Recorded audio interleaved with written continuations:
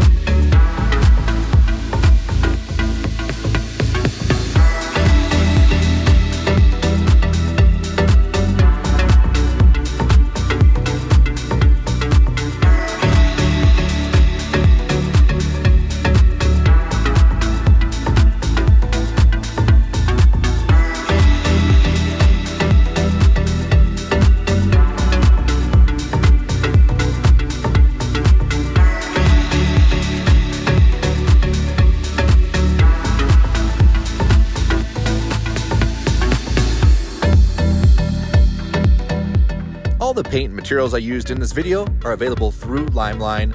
Check the link down in the description. If you want to learn more about automotive custom paint, check out my other videos. Thanks for watching.